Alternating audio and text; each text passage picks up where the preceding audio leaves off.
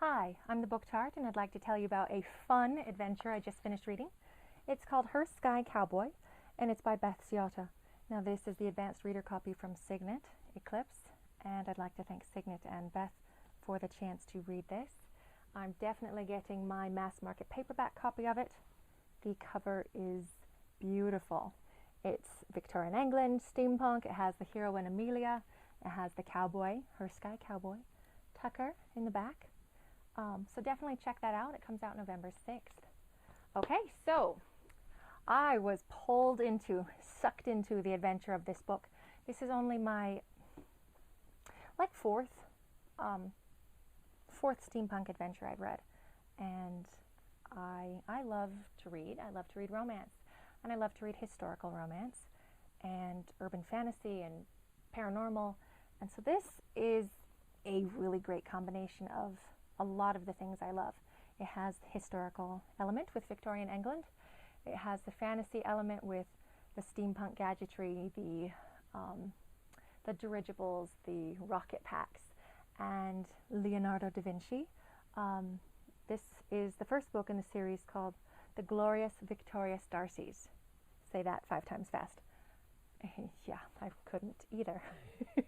It just sounds very Victorian though. And a relative of the Darcys took some drawings of Leonardo da Vinci and actually built the time machine and went forward in time to the late 1960s. And then some hippies came back in that invention. And so you've got the Vics, the Victorians, and the peace-loving hippies who have come back in time to see if they can change the future.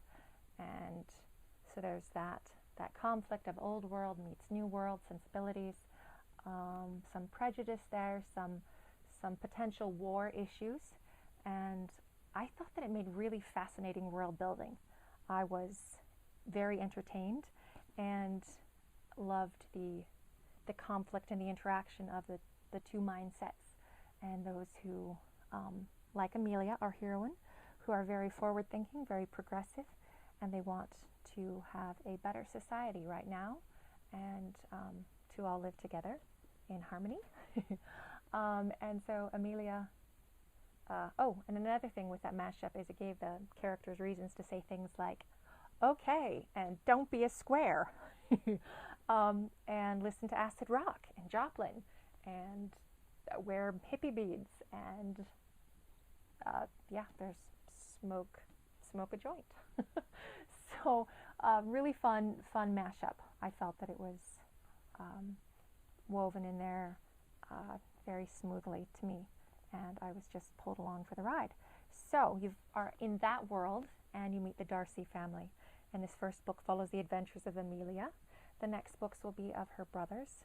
So I'm very excited about that, to see what happens with them. But Amelia is, I want to be her friend. I think we could be friends. She's very, very adventurous, very spunky. She's not wanting to make a good marriage and settle down and be a quiet little Victorian miss. She wants to have adventure. She wants to be a sky captain and pilot her own dirigible and sail. She builds things with her father. She's very smart, very clever. And at the beginning of the book, her father is in a lab accident and dies. And so she has to deal with that loss through this adventure. And that's really heart-wrenching to see,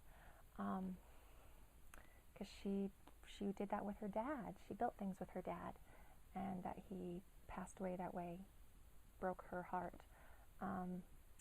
So because her father has passed away, they find out that the Darcy family is nearly destitute, and also because her dad was trying to build a rocket, the Apollo 2, a laughingstock.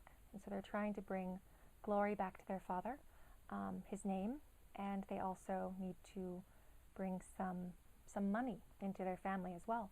So there's a treasure hunt, and it says the Royal Rejuvenation, a global race for fame and fortune. In celebration of Queen Victoria's upcoming Golden Jubilee, an anonymous benefactor has pledged to award a colossal monetary prize to the first man or woman who discovers and donates a lost or legendary technological invention of historical significance to Her Majesty's British Science Museum. And And so, of course, the boys are going to go off on a treasure hunt, and they think Amelia is going to sit at home and wait. And she lets them think that, and they go off, and then she sets off on her own adventure.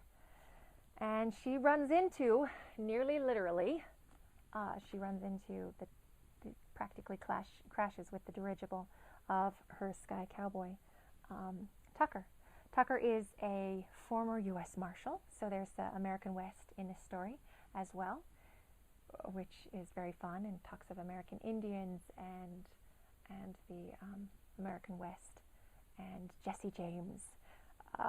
So all these little elements, and I'm just amazed at the detail and all the historical tidbits that are woven into this story.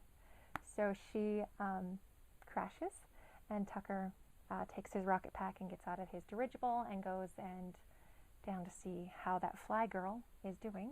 And they pick up her kitesicle and they put it back on the dirigible so she can work on it, see if she can fix it. She convinces them to help her on her trip, and there's immediate chemistry and spark between her and Tucker. And Amelia is very live in the moment, sees the day, very adventurous, very she's not planning, like I said, on settling down, so she decides to go for it, act on the chemistry between her and Tucker, and have a fling. And that's all they think it'll be.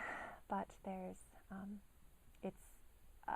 was delicious watching the relationship between them develop, and the heat build into flame, and the feelings get deeper, and the adventure the stakes get higher as there's threats against their life and threats to their heart, and